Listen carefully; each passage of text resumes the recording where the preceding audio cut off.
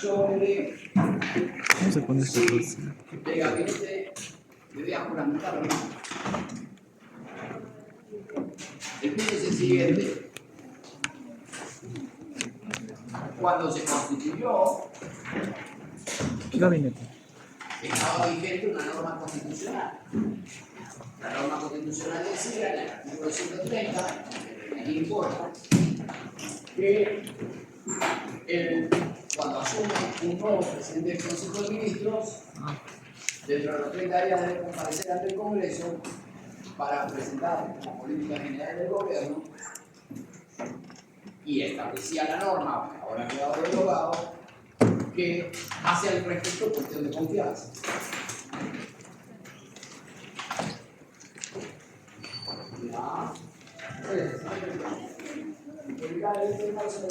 El punto es que la Constitución se modificó y ahora dice que dentro de los 30 días de haber asumido sus funciones, el presidente del Consejo concurre a la Cámara de Diputados en compañía de los demás ministros para exponer y debatir la política general del gobierno, medido igual, y las principales medidas que requiere su gestión.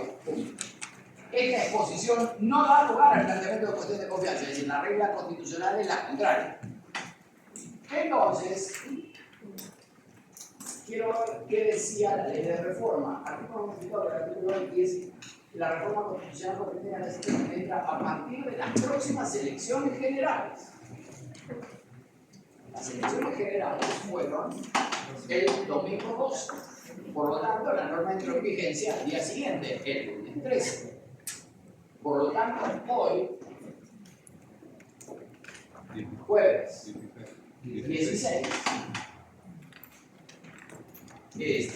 la cuestión de confianza no se encuentra vigente. ¿Se entiende el problema? Lo que no entiendo es qué hicieron hoy. A ver, abren la página de... Dice que se leyeron la confianza, ¿eso dice? No sé, no vi la sesión del Parlamento, entonces no sé lo que se decidió. Ya,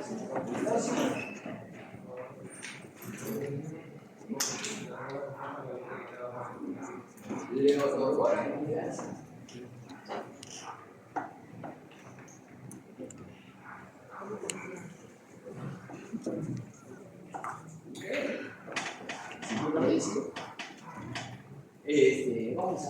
Vamos a investigar este asunto. Porque, digamos, me parece bastante poco claro, ¿no? Es cierto que el gabinete se había constituido antes, pero no sé si habrá habido alguna explicación o alguna interpretación, hablábamos de intérpretes de la Constitución, ¿no? Sobre este asunto, porque materialmente hoy, ahora mismo, como verán, ¿de dónde tenemos la Constitución? Eso, entra en vigor la ley de reforma, naturalmente porque se acaban de elegir senadores y diputados, entonces antes no estaba en vigor, existía una Cámara Única, entra en vigor la reforma de la bicameralidad a partir de la elección de que exista. Es cierto que todavía no han asumido, pero la ley no dice que entra en vigencia cuando se instalen las cámaras. Lo que dice es el día siguiente a la elección. Y la cuestión de confianza obligatoria del 130 desapareció. El 130 dice ahora, no, esta exposición no da lugar al planteamiento de cuestión de confianza, no da lugar a ello. Acaba de suceder lo que no existe. El Perú es divertido, por eso en nuestra materia nunca falta el entretenimiento. Nunca, usted puede decir muchas cosas, usted puede estar agotado, puede estar enojado, puede estar estresado, todas esas cosas a la vez, eventualmente.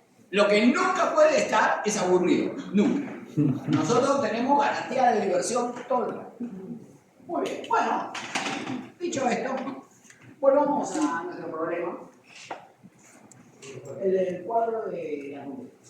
Estábamos hablando de la competencia, habíamos empezado por la competencia de los jueces, la competencia por la jerarquía y la competencia por la corte, territorial, digamos, en los procesos de reforma. Perfecto. A ver.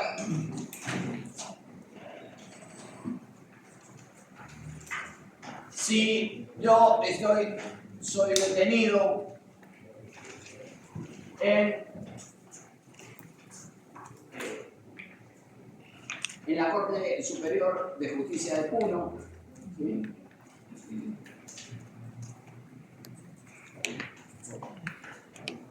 Y me alojan en un establecimiento de Puno, en Juliaca, digamos, ¿dónde puedo presentar la demanda de habeas corpus?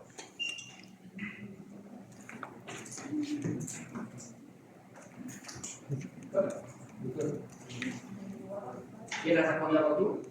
Ah, entonces tienes que responder. Sí. ¿Dónde presentaría la demanda? Llama a un abogado, esa es su solución. Bueno, sabe que la respuesta es mala hasta para eso, ¿no? Sabe que la respuesta es mala hasta para eso. Yo no quiero habeas corpus, no requiere patrocinio de entrada. Fíjense. Su respuesta es un drama en toda la extensión del trámite. Una vergüenza. ¿Dónde presentaría la demanda? Ok, muy bien. Desde la perspectiva territorial en la Corte Superior de Justicia de Puno, pero ¿ante qué órgano? Ok, ante el juzgado constitucional, pero ¿y si no existiera el juzgado constitucional? Juzgado civil. Porque es lo que sucede, digamos, en Puno, esto no es un problema, no hay juzgado constitucional, y entonces... Juzgado civil.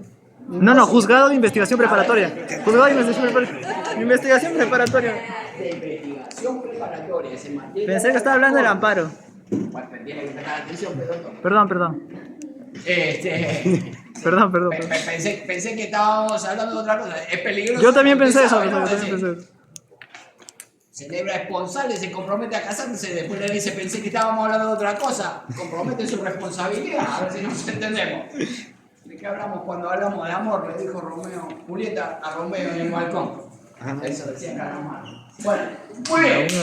Superar un capítulo de antigüedad musical que da cuenta de la edad que tengo. Efectivamente, la demanda de habeas corpus, uno, en cuanto a la jerarquía, se presenta ¿dónde se presenta? ¿Entre juzgados o salas? Depende. No lo escucho. Vamos, supérelo. ¿Ante juzgados o salas? Juzgados. Ante las salas. ¿Están todos de acuerdo con eso? ¿Están de acuerdo? No, te lo juzgado. Escucha la pregunta. ¿Por qué? ¿Ante dónde se presenta el recurso de habeas corpus? Juzgado. Eso dice la ley. Juzgado. Sí, efectivamente, por eso dice la ley. Correcto. Recuerdan ustedes que la composición jerárquica del Poder Judicial, ¿verdad? Tenemos juzgados de paz, juzgados especializados, las salas especializadas y la Corte Suprema de Justicia de la República, ¿verdad? Ok. La demanda de habeas corpus siempre, este es fácil, siempre se presenta ante los juzgados especializados. Ya está. No hay ninguna modalidad del proceso de habeas corpus por ninguna razón, por la vulneración de ningún derecho, que vamos a ver que sí hay distintos procedimientos. Pero la demanda se presenta siempre ante los juzgados especializados. Así que este no ofrece mucho problema. Se presenta ante los juzgados especializados. Y díganme una cosa, doctora, ¿y la apelación dónde se presenta? Si es que el juzgado de primera instancia declara fundada la demanda. Primera Yo pregunta, voy a ¿procede la indicarme. apelación? Segunda pregunta, ¿dónde se interpone el recurso de apelación? ¿Se puede apelar una resolución estimatoria del juzgado de primera instancia?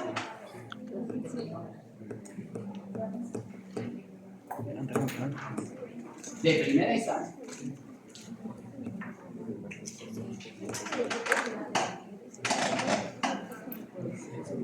No se puede. Póngase de acuerdo con usted misma. ¿Se puede o no se puede? No responda de acuerdo con mi cara. A ver, alguien que asista acá, la doctora que está desorbitada como turco en la navelina. A ver. Se puede apelar. La resolución de primera instancia es apelable. Leíamos cuando hablábamos del contenido constitucionalmente protegido del derecho a la pluralidad de instancia, decíamos, hay algunas cosas que tienen que ser apelables, como por ejemplo las sentencias, como por ejemplo las resoluciones, los autos que ponen fin al proceso, como el que declara la inocencia de la demanda. ¿Se entiende? Entonces, tiene que existir en primera instancia, contra la resolución de primera instancia que pone fin al proceso, tiene que existir recurso de apelación. 1. Y 2. ¿Dónde se interpone el recurso de apelación? A ver, doctor. ¿Están de acuerdo en el Tribunal Constitucional? El Tribunal Constitucional está 2 grados más abajo. ¿Se entiende? Es decir, hay un pequeño problema. Sí. Ante la sala, ¿estamos de acuerdo en eso? Tampoco. No. ¿Ante quién se interpone? No quién lo va a resolver. Piensen esto. Usted está tramitando un expediente, presenta una demanda. El juez le dice infundada la demanda. ¿Es que no me ve? ¿A dónde va con su apelación? ¿A la sala? El expediente está acá. ¿Se entiende? Está en el juzgado. Usted presentó la demanda. El juzgado le declara infundada la demanda. Le dice, no tiene razón. No se vulneró el derecho. Está bien detenido. ¿Puede apelar? Sí. ¿Dónde interpone la demanda? Sí, claro, ante el mismo juez que le declaró infundada la demanda. No hace falta que le explique por qué, pero sí tiene que apelar dentro del plazo. Una vez que el juez verifique que la apelación está dentro del plazo, concede el recurso.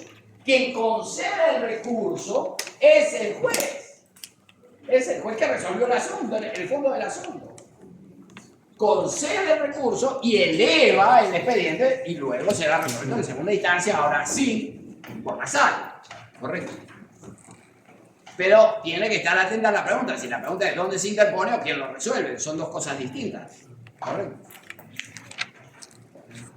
Llega a la sala, nuestro proceso de corpus, correcto. Llega a la sala confirma la resolución del juzgado de primera instancia. Entonces, doctor, ¿qué hacemos? Su cliente le declaran infundada la demanda. ¿Qué hace? Va a llorar a la iglesia junto con su compañero. ¿Qué? Aquí tenemos el grupo de No, todavía. que se lamenta. Ya se interpone ante el juzgado. ¿Hasta dónde se eleva? A la sala constitucional. Sí. Pero solo está preguntando hasta aquí. A la sala constitucional, ¿a qué se refiere? Está preguntando. No, eso ya no estábamos ahí. La pregunta era distinta. La pregunta era, ¿está en la sala? Sí, ok, llegó a la sala. La operación se elevó a la sala confirmó la resolución de primera instancia, declaró infundada la demanda, es decir, confirmó la resolución del juez de primera instancia. Ya está resuelto por la sala. Ahora, ¿qué hace usted? Le acaban de notificar. Tranquila. ¿Qué le queda? El recurso. Me quitaron la ¿Se puede interponer contra la resolución que declara infundada la demanda? Doctor, ¿se puede interponer contra la resolución que declara infundada la demanda? ¿Ah? Sí. ¿Y si la declara fundada? Correcto. Muy bien. Como es denegatoria, esto lo dice la propia Constitución, lo dice el artículo 202, el tribunal conoce las resoluciones denegatorias. Entonces, si es denegatoria, muy bien procede el recurso de agravio constitucional. Si no es denegatoria, a llorar a la iglesia junto con el doctor y la doctora.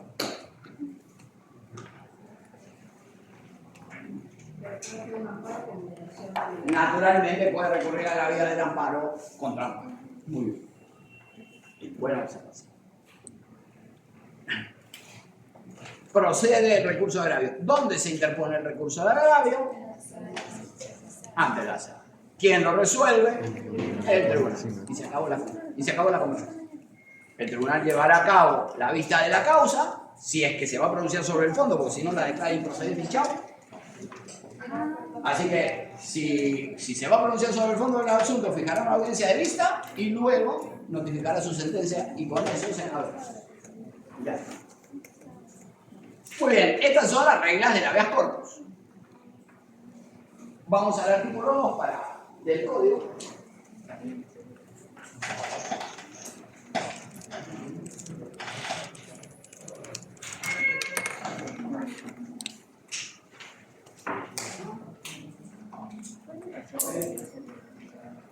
Entonces,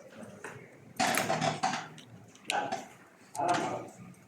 Artículo 2. La demanda. En los procesos de habeas corpus, la demanda puede ser presentada por escrito o verbalmente, de forma directa o por correo, a través de medios electrónicos de comunicación u otro idioma. Cuando se trata de una demanda verbal, se levanta acta ante el juez o secretario, sin otra exigencia que la de registrar una sucinta relación de los hechos. Muy bien, entonces, por cualquier medio, ¿sí? Luego, vamos al 4.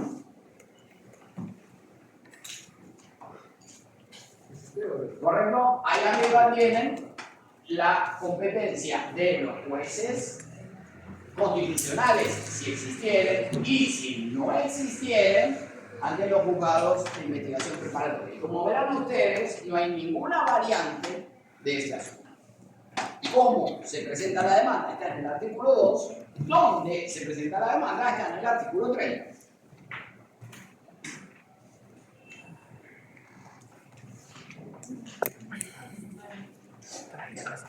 ¿29? 29. Todavía no lo hemos corregido. Dale. Artículo 29. Competencia. La demanda de habeas corpus se interpone ante el juez constitucional donde se produjo la amenaza o afectación del derecho, o donde se encuentre físicamente el agraviado si se trata de procesos de detenciones arbitrarias o de desapariciones forzadas. Es decir, el artículo 2 establece la competencia jerárquica.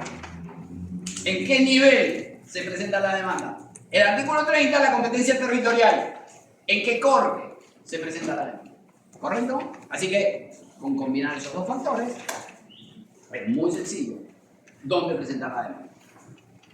Juzgados siempre especializados en lo constitucional o en investigación preparatoria, según la Corte, y en alguno de estos dos lugares. Y ya está. Esas son todas las reglas de competencia para el proceso habeas. Nada. El amparo tiene sus complejidades. Vamos a ver.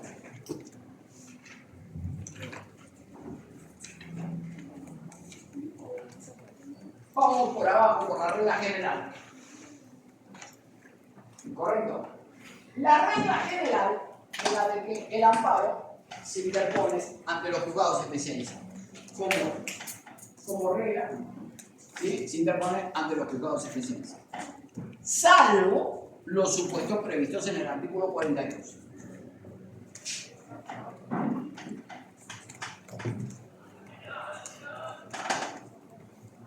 Vamos. Artículo 42. Juez competente. Son competentes para... Espérate, lo que no estamos mencionando es que hemos pasado del amparo, del habeas corpus a la regulación del amparo. El artículo 42 está dentro de las reglas del proceso de amparo, ¿correcto? Si ustedes lo miran en el índice del código, van a ver que el 29 está entre las reglas del habeas corpus, el 42 en las del amparo, ¿correcto? Muy bien, dale. Artículo 42. Juez competente. Son competentes para conocer del proceso de amparo, a elección del demandante, el juez constitucional del lugar donde se afectó el derecho, o donde tiene su domicilio el afectado, o donde domicilia el autor de la infracción. Vamos. Entonces, aquí, el de la competencia territorial, la descripción de la competencia territorial, ¿correcto? A elección del demandante. Desde la perspectiva jerárquica, el juez constitucional. ¿Correcto? Esa es la regla. El juez constitucional. ¿Cuál juez constitucional? Ahora sí, en su defecto, civiles o mixtos, ¿correcto? Si no existen juzgados constitucionales, serán juzgados civiles o mixtos. Alguno de tres lugares donde se produjo la vulneración o amenaza, ¿sí? Donde tiene su domicilio el demandante o donde tiene su domicilio el demandante. Cualquiera de los dos. A elección del demandante. ¿Está claro? Entonces, la regla es la de que el amparo se presenta ante los juzgados y ante los juzgados de alguno de estos tres lugares. ¿Está bien? Entonces, aquí tenemos las reglas de competencia jerárquica y territorial en el mismo artículo 46. Ahora vamos a las excepciones. Es competente la sala constitucional, o si no lo hubiere, la sala civil de turno de la Corte Superior de Justicia respectiva, y la sala constitucional y social de la Corte Suprema, es competente para resolver en segundo grado si la afectación de derechos se origina en una resolución judicial de fondo emitida por la Corte Suprema de Justicia de la República, un laudo arbitral, un procedimiento de selección de obra pública o ejecución de esta, una decisión de los órganos del Congreso dentro de un procedimiento parlamentario de conformidad con el artículo 52A. Ok. Pausa. Entonces, teníamos una regla, la regla era juzgados. ¿Correcto? Ahora bien, desde la perspectiva jerárquica, si se trata de alguno de estos cuatro supuestos, la demanda ya no se presenta ante el juzgado, sino ante la sala. En el habeas corpus no había ese problema, todo iba en los juzgados. En cambio, el amparo tiene sus matices. Por ejemplo, el Congreso de la República inhabilitó a la señora Delia Espinosa. a miembros de la Junta Nacional de Justicia, Aldo Vázquez. Interpuso el señor una demanda de amparo. Esa demanda de amparo, respecto de la inhabilitación impuesta por el Congreso, entraría dentro de este supuesto.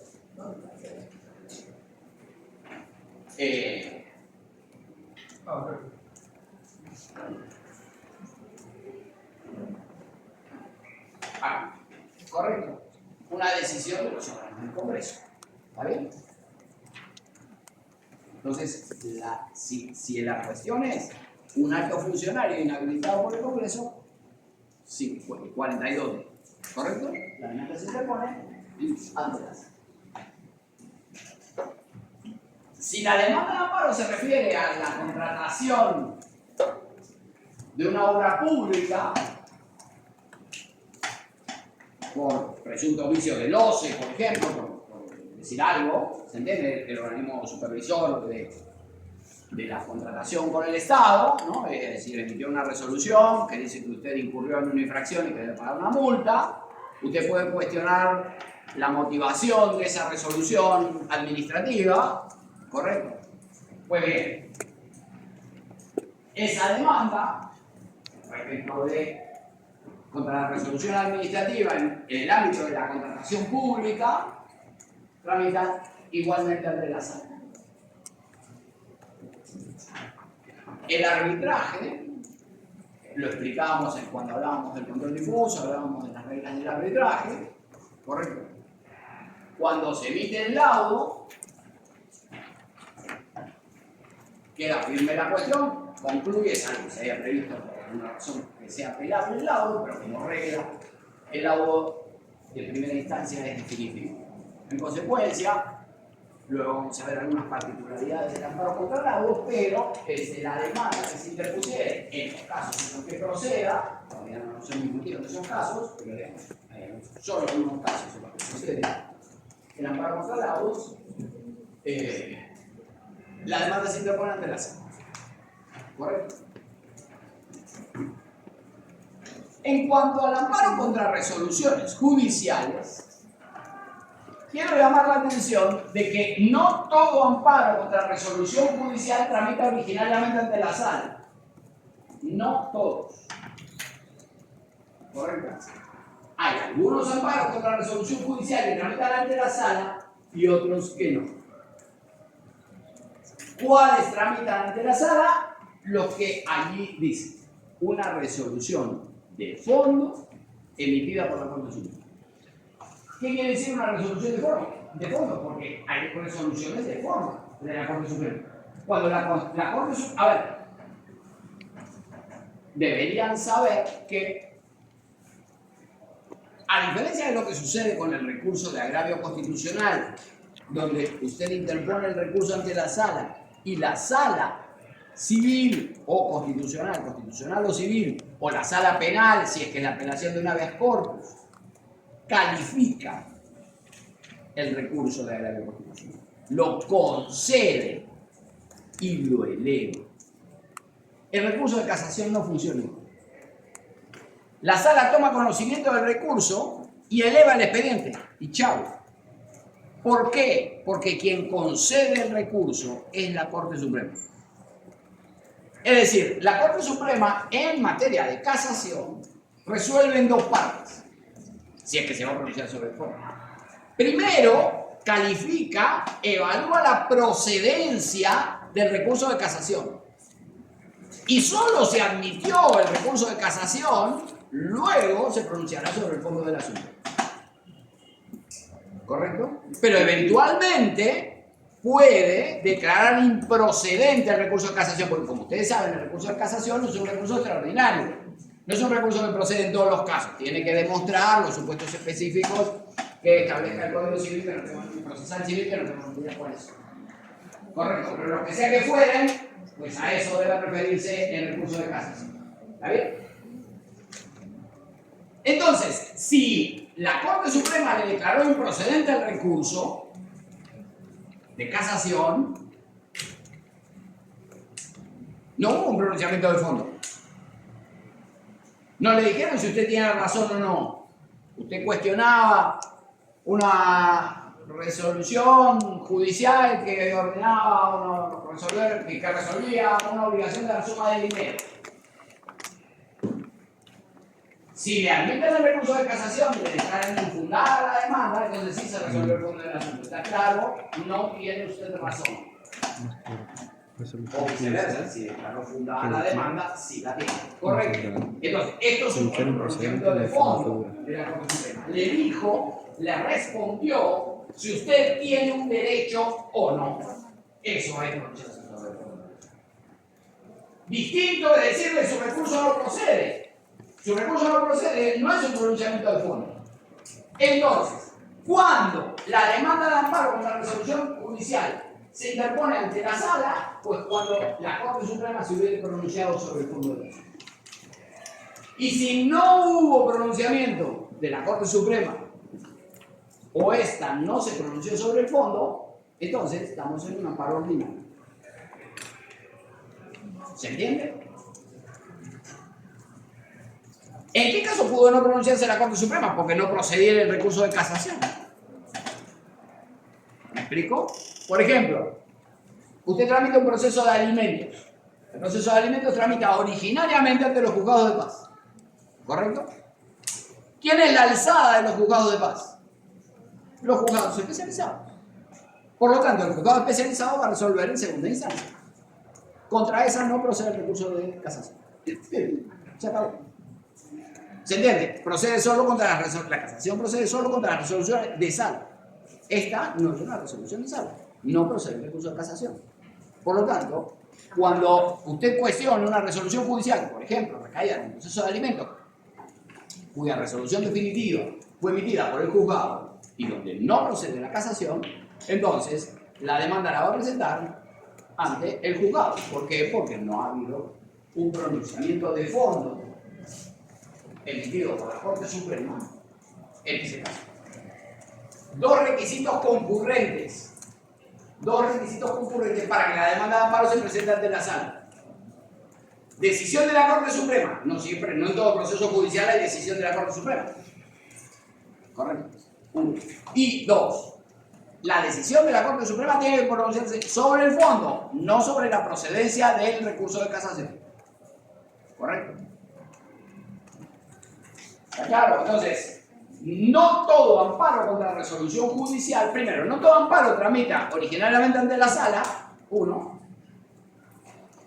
Y dos, no todo amparo contra la resolución judicial tramita originariamente ante la sala. ¿Correcto? solo aquellos en los que haya existido una resolución de fondo emitida por la Corte Suprema. Entonces, volvemos a ver. Entonces, aquí tienen reflejado esto, ¿no? Uno, la regla general del amparo ante los juzgados especializados. Correcto. En los constitucionales o civiles si es que no hubiera juzgado. Lo mismo sucede con los amparos contra resoluciones judiciales donde se declaró improcedente la casación o se emitió por órganos distintos de la Corte Suprema. Es decir, no está en los supuestos del artículo 42A del Código Procesal Constitucional. Entonces, en este caso, la demanda de la misma manera se interpone ante los juzgados especializados. ¿Está bien? Luego tienen los 4 casos de los que hablábamos antes: el amparo contra resoluciones parlamentarias, el amparo contra resoluciones que son parlamentarias, pero específicamente en materia de juicio y antejuicio, como va a decir, porque lo que pasa es que esto está previsto en el artículo 52A, que ahora vamos a ver. El amparo contra las resoluciones de designación, ratificación y remoción de altos funcionarios, el amparo contra procesos de selección de obra pública, el amparo contra laudos y el amparo contra resoluciones de fondo emitidas por la Corte Suprema.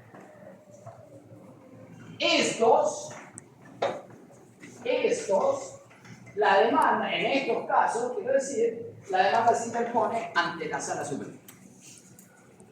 ¿Ante qué sala? Desde la perspectiva territorial, la misma regla que aplica para las demandas que tramitan ante el juzgado. La del lugar donde se vulneró el derecho, donde tiene su domicilio el demandante, o donde tiene su domicilio el demandante. En el caso de los miembros de la Junta a los que hacíamos referencia, supongamos que esa persona tiene domicilio en el Callao, ¿correcto? En consecuencia, ¿dónde podría interponer su demanda de amparo si es que el Parlamento declaró, por ejemplo, una acusación en un juicio político? Pues debería ser, uno, como es una decisión parlamentaria, ante la sala. Dos, ¿ante qué sala? Pues bien, quien impuso la sanción es el Congreso de la República, así que su sede está en Lima. Opción número 1. Dos, la resolución se pidió en Lima, en el Congreso de la República, así que el lugar donde se emitió la resolución que presuntamente vulnera el derecho también es Lima. Y el señor tiene domicilio en el Callao, así que tiene 2 opciones. Uno, la Sala Constitucional de Lima o, alternativamente, la Sala Civil del Callao, ya que en el Callao no hay órganos constitucionales. ¿Se entiende lo que digo? Y ya está. Sala superior. Siempre ante la Sala Superior en estos supuestos. Solo en estos supuestos. Hemos visto 4 supuestos en el artículo 42. Vamos a completar esos supuestos en la línea 4 con el artículo 52A.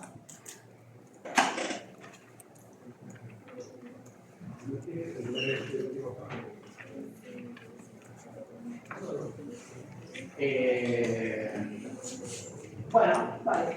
Ok, vamos a terminar el artículo 42, que refleja lo que acabamos de decir sobre si se pronunció o no la Corte Suprema. Dale. Es competente el juzgado constitucional si la violación de derechos se origina de una resolución judicial firme, expedida por un juez o sala especializada, siendo competente para resolver en segundo grado la sala constitucional o sala civil. En el proceso de amparo no se admitirá la prórroga de la competencia territorial bajo sanción de unidad de órgano. En el proceso civil, si nosotros pactamos en un contrato, por ejemplo, la competencia de los jueces civiles de Lima, y yo presento mi demanda en la Corte de la Libertad, y usted la contesta, el Código Procesal Civil lo que dice es, bueno, Si las partes demandaron fuera del lugar donde habían pactado, pero están de acuerdo en litigar en ese lugar, pues se habrá producido una prórroga de la competencia. Y el órgano perfectamente puede pronunciarse. ¿Se entiende lo que es? ¿Por qué? Porque se ha prorrogado la competencia por el otro juez. Si las partes están de acuerdo. Quedaron en litigar allí, la presentan en otro sitio, pero ambos se someten a esa jurisdicción. Bueno, ¿correcto? El código admite la prórroga tácita de la competencia de los jueces. Pactaron otra cosa, pero vinieron aquí, lo resolvemos. En cambio, en materia constitucional, eso no funciona así. No se admite la prórroga de competencia. Lo que quiere el legislador es evitar el ruleteo, es evitar que las partes pretendan seleccionar qué juez es aquel que va a conocer del asunto.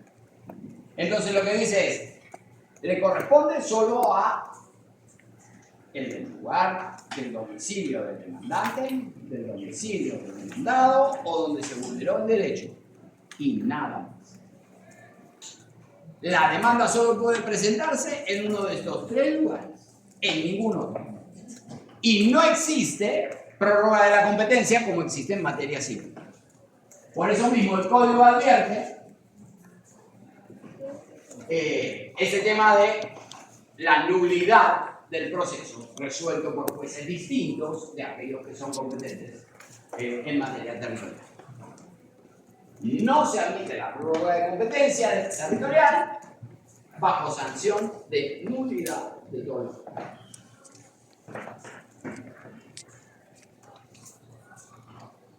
¿Correcto?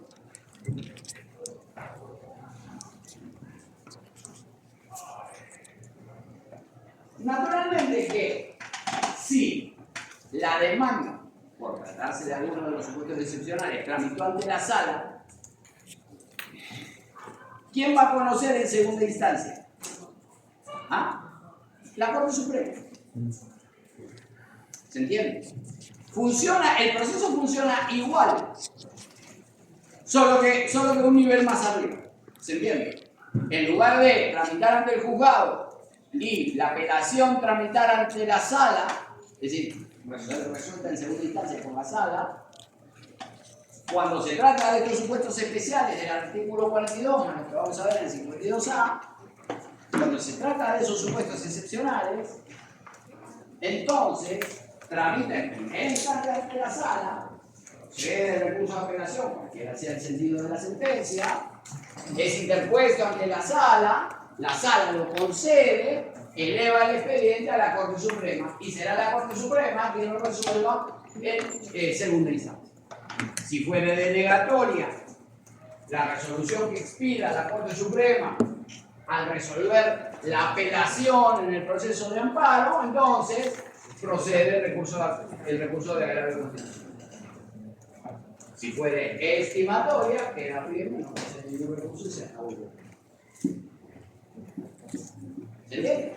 Igualito que el amparo normal, solo que un nivel más alto. Sí. Y ahí sí ya no regresaría, si es fundada ya no regresaría a un amparo. Sí, claro que sí. ¿Por qué no? No, claro, es igual. Funciona igual. Sí, si hay amparo contra amparo, igual. Sin importar quién fue el que resolvió el amparo original. Si es que ha sido la sala en segunda instancia, en un amparo que inició ante un juzgado, o la Corte Suprema en segunda instancia, si es que inició ante la sala. Vamos a ver el 52A. Artículo 52A. Procedimiento especial.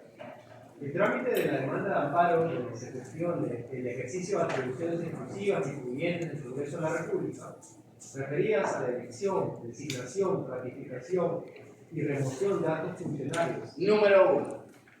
Así como la Espera. 1.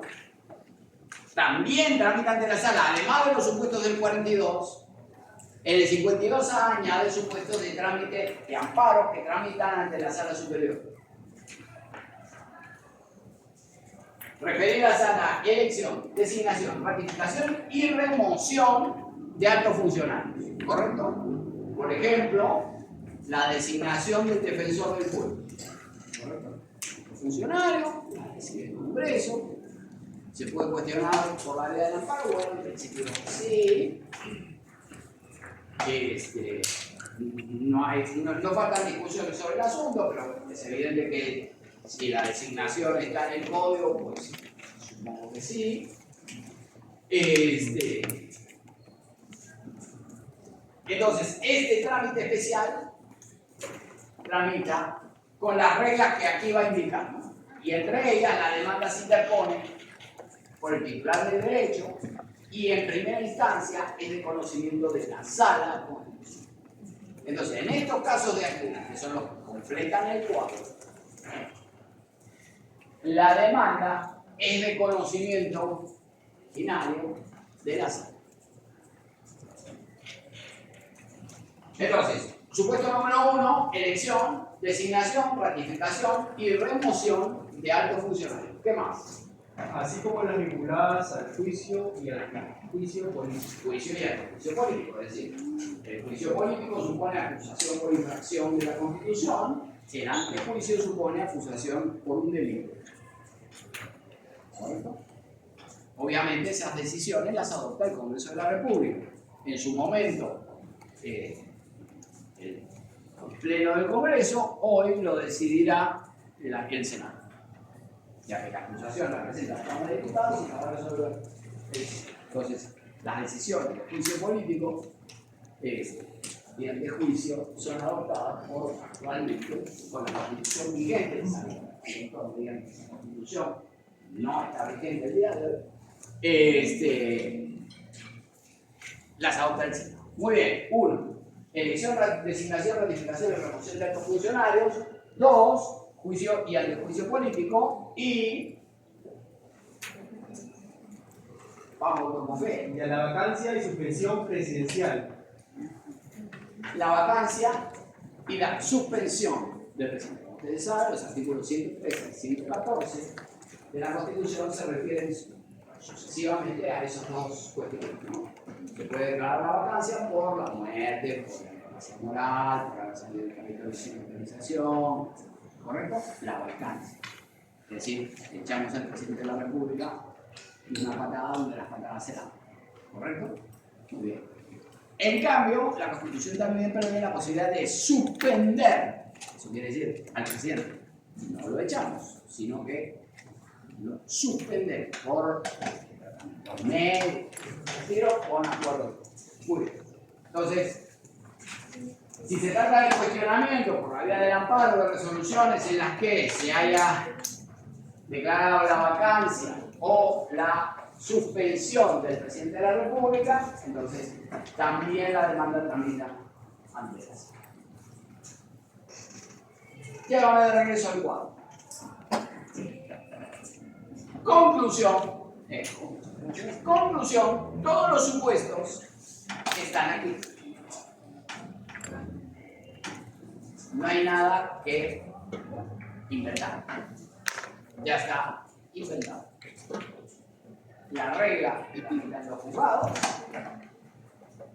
el amparo contra la resolución judicial, si es que tiene pronunciamiento de la Corte Suprema sobre el fondo del asunto, tramita ante la sala, si no, también ante los juzgados, y luego los amparos contra resoluciones de vacancia y suspensión, los amparos contra resoluciones de juicio y antejuicio, que son las dos que acabamos de ver en el 52A, más el amparo contra resoluciones de elección y designación, remoción de altos funcionarios, que también acabamos de ver en el 52A, más el amparo en caso de selección de obra pública o de amparo contra laudos, esos tramitan originariamente en la sala.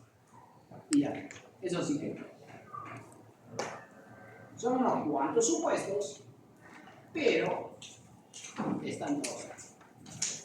¿Se entiende? En cuestión de entender el cuadro, no es muy difícil. Dice, bueno, ¿cuál es el supuesto? Y dice dónde tramita la conclusión. Si usted sabe manejar una tabla de doble entrada, con eso sale. ¿Me explico? No es muy difícil, no hay que ser genial. ¿Qué es lo que tengo que entrar? Explicarlo es más complicado que mostrarlo y luego con el cuadro sale solo, digamos. La explicación es un poco más larga y engorrosa de lo que parece la realidad. ¿Está claro esto? ¿Perdón? ¿Cuál es la? No. Mire, la primera está en el 42. Resolución de fondo de la Corte Suprema, 42A. Sí, son cuatro, vamos a ver.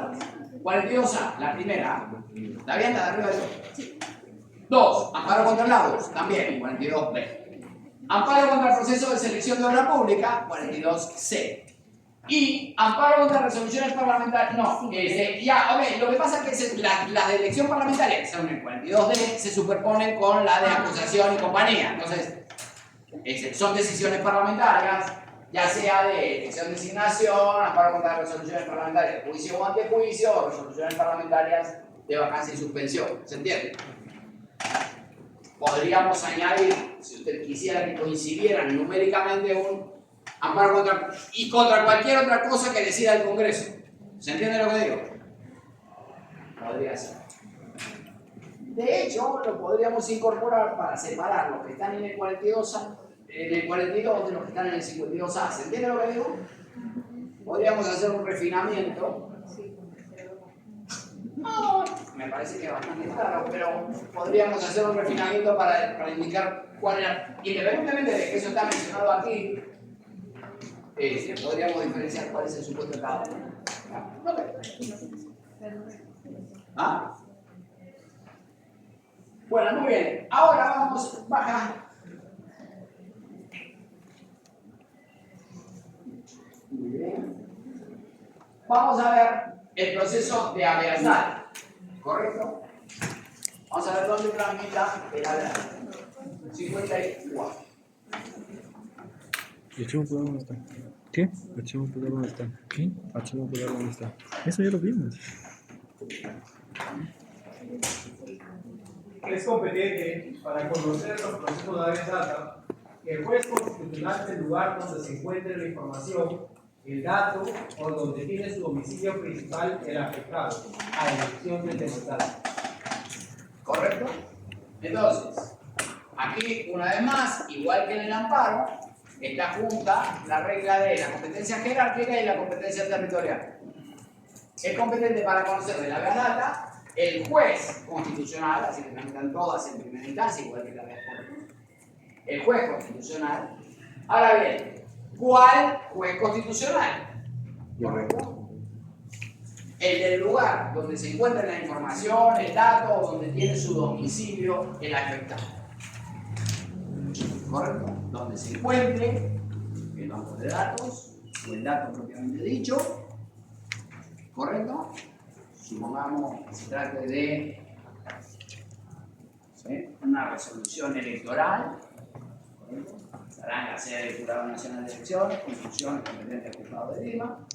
Si el demandante tuviera domicilio en la Corte de Ica, entonces podría presentar su demanda de habeas data o bien en Ica, porque vive allí, o bien ante el Juzgado Constitucional, ante el Juzgado Civil de Ica, porque no hay Juzgado Constitucional en Ica, entonces podría presentar la demanda ante el Juzgado Civil de Ica, porque tiene domicilio, o bien ante el Juzgado Constitucional de Lima, porque es donde se encuentra. ¿Se entiende? El habeas data no tiene ningún otro asunto. Añade la prohibición de la prórroga de competencia, la misma prohibición de prórroga de competencia que tenía la demanda. En su momento, no existían reglas de esta materia para el proceso de habeas corpus, porque originalmente el código decía que la demanda de habeas corpus podía presentarse ante cualquier juez penal. Eso decía originariamente el código. Sin embargo, esa regla se modificó por la que acabamos de leer en el artículo 21. Muy bien, entonces, competencia improrrogable del juez de la pena. Y veamos, por último, el proceso de cumplimiento. No me acuerdo del artículo 2.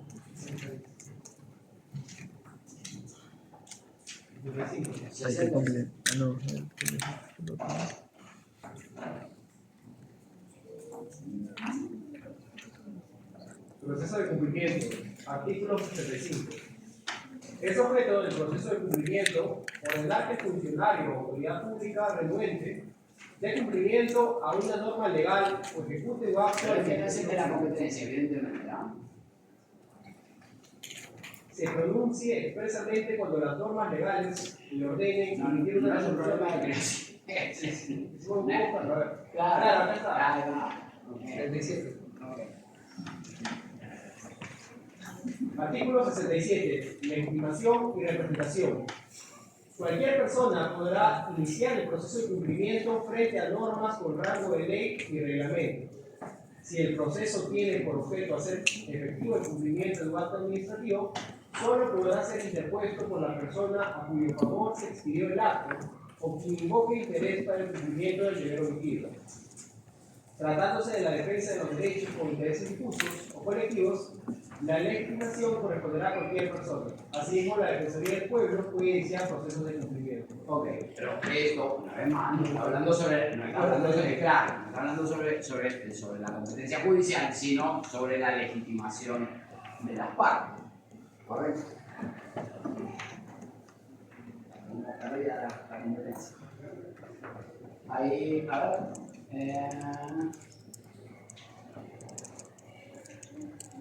Lo cierto es que el proceso de cumplimiento, ahora buscándolo, el proceso de cumplimiento opera igual que el proceso de correcto, la competencia funciona de la misma manera.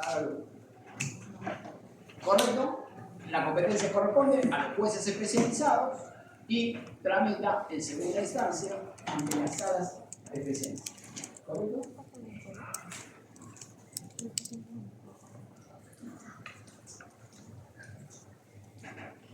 De modo que tenemos así la competencia jerárquica y la competencia territorial del conjunto de los órganos para el conjunto de los procesos constitucionales. ¿Correcto? Sí. En la sala superior siempre es la sala constitucional. Sí existe. Sí, en principio sí existe. Pues puede no existir.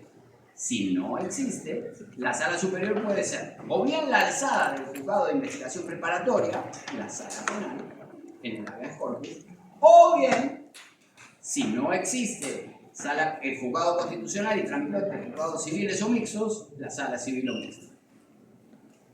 ¿Me explico? Entonces, la sala puede ser una sala penal, si es que se trata del proceso de habeas corpus, o una sala civil, si es que se trata de amparo de dato cumplimiento. Siempre en principio, si existen salas constitucionales, ante la sala constitucional, pero si no existiere, aplica la regla del segundo párrafo de la segunda disposición transitoria.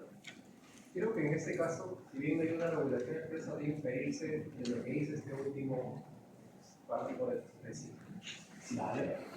No es objeto del proceso de cumplimiento el acto administrativo que contenga el reconocimiento o pago de devengados y obligaciones que deben determinarse en un órgano jurisdiccional especializado o estación probatoria distinta a los juzgados especializados en lo constitucional. No específicamente, porque lo que te dice es el cuestionamiento del acto administrativo cuando se refiere a un supuesto específico. ¿Cómo tramita?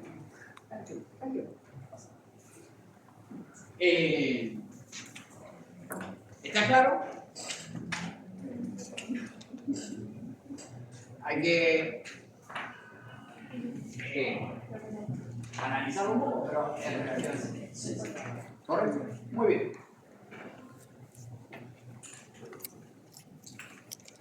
Me gustaría revisar un poco las disposiciones relacionadas con los recursos. Llévame al recurso de apelación, al 22.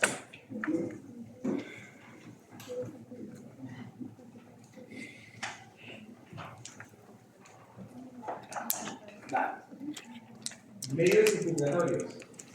La interposición de los medios impugnatorios, con excepción de la queja, no requiere fundamentación, salvo en el proceso de habeas corpus, el apelante es la parte demandada. El demandante que impugne una resolución juzga los agravios en la instancia superior conforme a los procedimientos establecidos por el presente código. Dijimos que el recurso se interpone ante la autoridad que resolvió, ¿correcto? A quien ya resolvió, no hace falta explicarle por qué estamos en desacuerdo. No lo va a resolver él, ¿correcto? Así que lo que dice el código es, no es indispensable que lo fundamentes al interponer el recurso. Luego se lo vas a tener que explicar al superior. Eso sí, claro, porque ese sí lo va a tener que resolver el asunto. En cambio, el juez de primera instancia, ante quien interpones el recurso de apelación, no tiene nada que resolver, él ya emitió su resolución. Así que le expliques o no por qué razón interpones el recurso de apelación es irrelevante. Así que el código no lo exige. Ahora bien, ¿qué pasa si usted interpone luego de un feriado del recurso el día siguiente, que era el del vencimiento, el juez cuenta mal, se olvidó que el día anterior era feriado, y le declara improcedente el recurso por extemporáneo? La apelación, por ejemplo. ¿Sí? Reconoce el recurso de apelación, el juez se equivoca al contar, que no te puede pasar, y te declara improcedente el recurso. ¿Y entonces?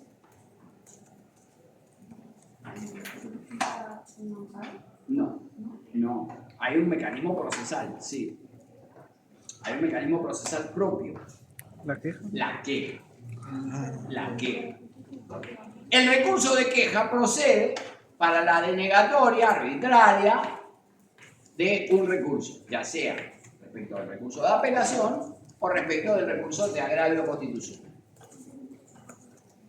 ¿Sí? Usted interpone el recurso de apelación ante el juzgado cuenta mal, declara improcedente el recurso, lo que hace es interponer la queja. La queja, a diferencia de la apelación, la queja sí se interpone ante el superior. La queja se interpone. El juez original ya le dijo que no, ¿se entiende? Usted interpuso el recurso, le dijo que no. ¿Qué sentido tendría que lo vuelva a plantear ahí? La queja la plantea directamente ante el superior. Llévame al recurso de queja.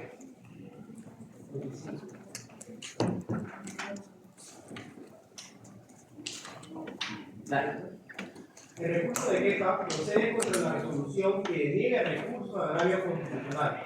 Se interpone ante el Tribunal Constitucional dentro del plazo de 3 días siguientes a la notificación de la denegatoria. Hay pausa. Entonces, la queja, si se trata de la queja por la denegatoria del recurso de agravio constitucional, ¿sí? Usted tramitó su expediente de segunda instancia ante la sala, y la sala declaró improcedente la demanda, supongamos, interpone el recurso de agravio, la sala le deniega el recurso. Entonces, el cuestionamiento de esa resolución denegatoria del recurso se tramita por la vía de la queja. Y la queja se interpone directamente ante el Tribunal Constitucional. ¿Se entiende? No ante la sala, sino directamente ante el Tribunal Constitucional. La sala ya le dijo que no procedía el recurso. ¿Está bien? Entonces, si la sala resolvió que no procedía el recurso, contra la resolución que rechaza el recurso, procede el recurso de queja. Seguimos. Porque el superior no tiene el expediente, entonces va a haber que brindarle las piezas necesarias para que se pronuncie. Pues la sala sí tiene el expediente, pero el Tribunal Constitucional no. Por lo tanto, hay que brindarle un conjunto de piezas para que pueda pronunciarse sobre el asunto. A ver. El escrito deberá contener la fundamentación correspondiente, anexando copias del recurso de agravio constitucional y de la resolución denegatoria. Como tú te imaginarás, el tribunal no tiene el asunto y por lo tanto ese sí requiere motivación. La apelación no hace falta porque el que tiene el expediente y concedió el recurso no lo va a resolver, lo va a resolver el superior, así que el recurso de apelación no hace falta fundamentarlo. Pero cuando tú te pones una queja y la queja se interpone directamente ante el superior, ese sí necesita saber de qué va el asunto. Entonces ahí sí tiene que haber fundamentación en el recurso. 1. 2. Tienes que brindarle las piezas necesarias para que entienda qué es lo que pasó. ¿Qué vas a necesitar? Número 1, la resolución contra la que se interpuso el recurso de agravio constitucional. La resolución tiene que ver que sea el superior, el tribunal en este caso, tiene que ver que sea una resolución denegatoria, por ejemplo. Si es estimatoria, estará bien rechazada. Tiene que ver qué fue lo que resolvió la sala en segunda instancia. 2, tienes que adjuntar la cédula con la que se notificó la resolución que rechaza el recurso.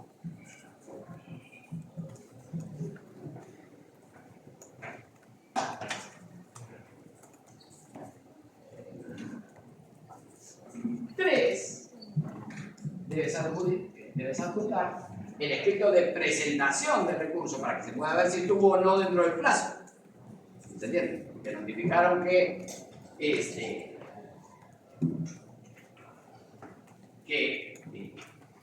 una resolución denegatoria, interpones el recurso, tienes que acreditar cuándo te notificaron y cuándo se presentó propiamente el recurso de apelación. Correcto. Entonces, la resolución denegatoria, esta, denegatoria, y la cédula de notificación y el recurso. ¿Se entiende? Termina. ¿Lo que falta? El recurso será resuelto dentro de los 5 días hábiles.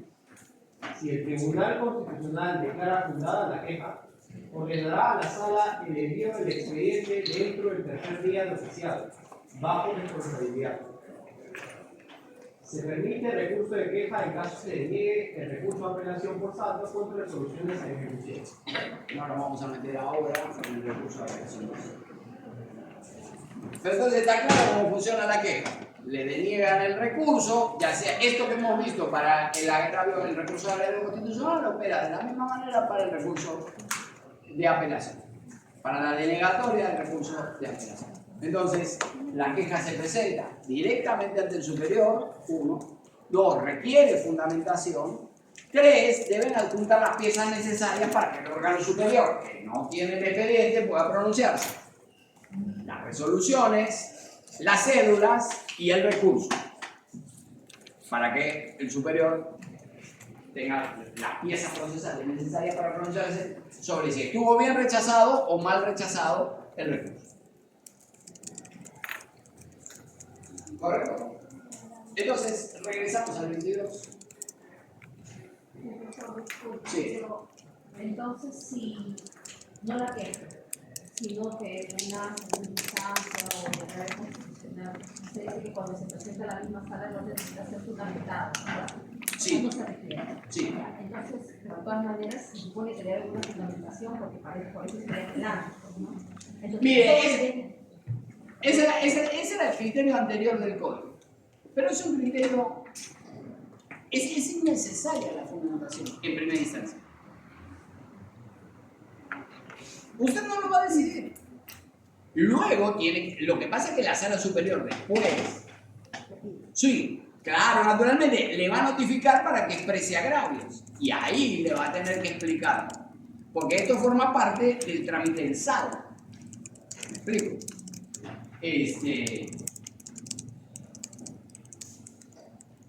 Usted interpone el recurso de apelación, aun cuando carezca de fundamentación.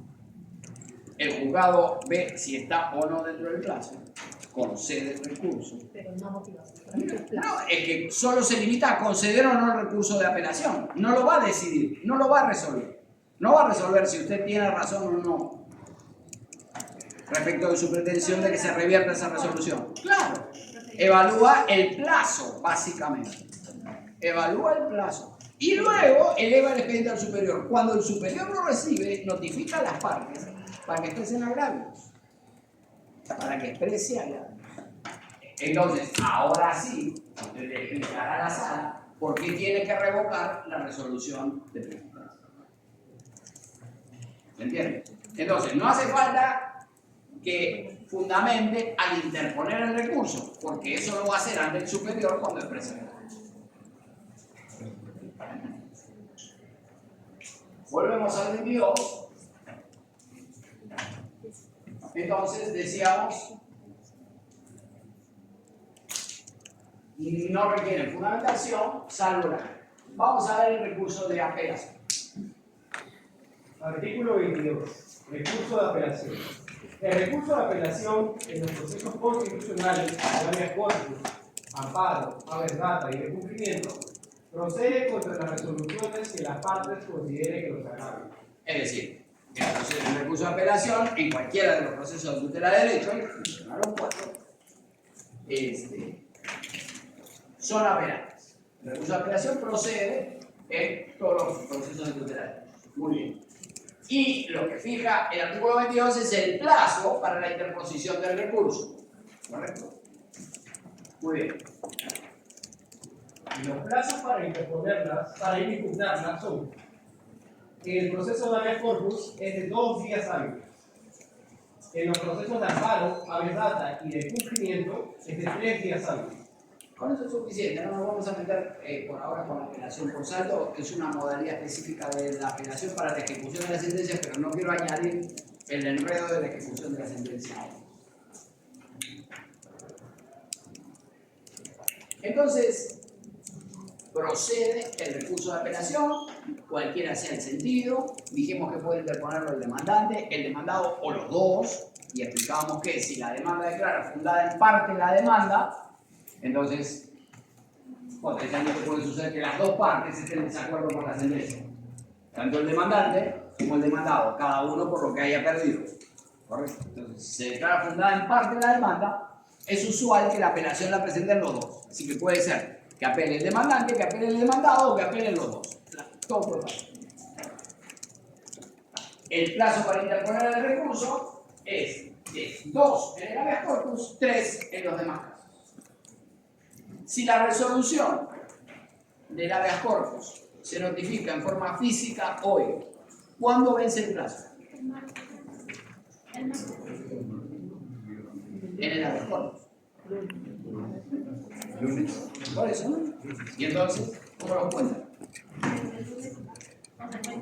¿Cómo lunes y martes? Hoy es jueves, hija. ¿En qué día vive usted? Ya, ok. La doctora acaba la semana aquí. Ustedes no, yo tampoco. Pero para la doctora sí, la semana está terminada. Bueno, muy bien. Salvo para usted, que tiene un calendario especial. Los que tenemos el calendario normal, vence el lunes, no el martes. ¿Correcto? Si el plazo es de 2 y la notificación fue física, porque explicamos en la clase anterior que si la notificación es electrónica, tiene un plazo de 2 días hábiles adicionales. Entonces, sería, si la resolución hubiese sido notificada en forma electrónica, ¿cuándo vencería el plazo de apelación para interponer el plazo para interponer el recurso de apelación en el proceso de habeas corpus? Bien. Lo voy a contar porque no confío en usted. Porque su semana es extravagante. Hoy es jueves. El día de la notificación no se cuenta. Los plazos de derecho no se cuentan por horas, sino por días completos. En consecuencia, el día de hoy no se cuenta. Se cuenta desde el siguiente hábil. Mañana, salud para ella, para todos los demás, mañana. Día 1. El lunes, 2. Y la notificación fue electrónica, estos 2 no se cuentan. Son los 2 de recién donde va a empezar el plazo. ¿Correcto? Entonces, martes y miércoles, el miércoles vence el plazo para interponer el recurso de apelación si es que la resolución se la notificaron por vía electrónica. Si se la notificaron de forma física, entonces 2 días vence el plazo. ¿Correcto? Sí. La notificación electrónica puede ser por cualquier medio. ¿Cómo? La notificación electrónica puede ser por cualquier medio, tipo... No, usted constituye una casilla electrónica y se lo notifican en su casilla. Es que yo he llegado a ver notificaciones por WhatsApp o por... Bueno, no lo descarto. Digamos, eso en procesos de habeas corpus incluso podría suceder.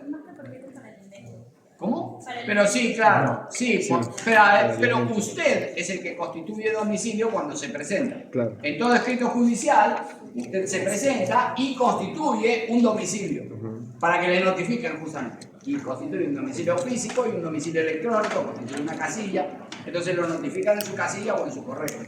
Entonces, ¿dónde? Ahí. Lleva notificaciones en inicio. Correcto. Entonces, tenemos el recurso de apelación. El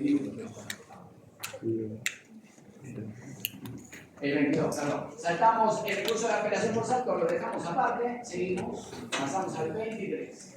Vamos a ver cómo tramita la apelación, esto que explicábamos antes. A ver.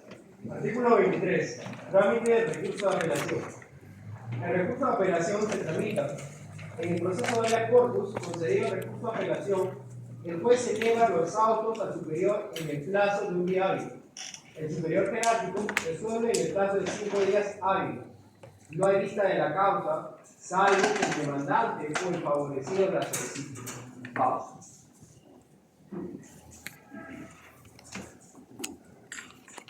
Número 1. Fija una regla especial para el proceso de habeas corpus. Como ustedes verán, el recurso de apelación, concedido el recurso, el juez eleva los autos. El juez, porque siempre va a tramitar en primera instancia ante los jueces especializados. Entonces siempre va a ser el juez el que eleve el concesorio del recurso de apelación. No hay ningún otro asunto. Entonces, el juez eleva los autos al superior. Se interpone el recurso ante el juez concede el recurso y eleva el expediente al superior. El superior, la sala, en segunda instancia, resuelve dentro de 5 días. Y acá fija una regla especial sobre que no hay vista de la causa, salvo que el demandante lo solicite. Entonces, solo habrá una audiencia de vista si es que el demandante lo solicita. Vamos a ver ahora el trámite de la apelación y los demás cosas. En los procesos de amparo, habeas data y de cumplimiento, concedido el recurso de apelación, el juez eleva los autos al superior en el plazo de 2 días hábiles. Pausa. Acá debería ser el órgano competente eleva, porque acá sí puede ser el juez o la sala. Lo que pasa es que esto estaba así en la regulación anterior, donde todos los amparos contra resoluciones judiciales tramitaban ante el juez. Entonces esto así era originariamente. Pero ahora que tienes esta regla compuesta por las excepciones del artículo 42, las 4 excepciones del 42, más las excepciones del 52A, entonces debería ser concedido el recurso, el órgano competente eleva el expediente, ¿se entiende? Porque puede ser el juzgado o la sala, dependiendo. Muy bien. Eleva el expediente, entonces, interpuesto el recurso de apelación, ya sea ante el juzgado o ante la sala, donde sea que fuere que tramitara en primera instancia, concede el recurso de apelación y eleva el expediente. ¿Qué más? El superior jerárquico fija día y hora para la vista de la causa en el plazo de 5 días hábiles, sin necesidad de emitir auto de abocamiento. Entonces, el superior, a diferencia del habeas corpus, como verán, en el habeas corpus solo había audiencia de vista si es que el demandante lo solicitaba. Aquí siempre va a haber audiencia de vista. Aquí quiero decir, amparo, habeas data y cumplimiento. Siempre va a haber audiencia de vista. Muy bien, sí. Vale. Notificado con la resolución que fija día y hora para la vista de la causa, Siempre va a haber audiencia de los vista. abogados pueden solicitar informe oral dentro de los 3 días hábiles posteriores a la notificación. A ver, que la causa sea vista no quiere decir, no es lo mismo la vista de la causa que el uso de la palabra en esa audiencia. Para hacer uso de la palabra en esa audiencia hay que pedir. ¿Correcto? Todas las causas son vistas. Todas las causas tienen una vista. No todas en una audiencia pública. Las del habeas corpus solo tendrán audiencia pública si el demandante lo solicitó. Las del amparo, habeas data y cumplimiento siempre van a tener. Solo que habrá informe oral si es que lo solicitaron dentro de los. ¿Se entiende lo que digo? Vista, en el amparo, por ejemplo, vista todas las causas. Informe oral, solo si lo pidió dentro de los 3 días desde que notificaron la fecha de la vista. ¿Qué es vista? ¿Cómo? ¿Qué es así la vista? A ver, la sala recibió un expediente, no lo conoce, pero lo tiene que resolver. Entonces lo que hace es estudiar el asunto para resolverlo. Se supone que luego de la vista, luego de haber estudiado el expediente, se reunirán y lo votarán, lo decidirán. O si es el juzgado de primera instancia, emitirá la sentencia.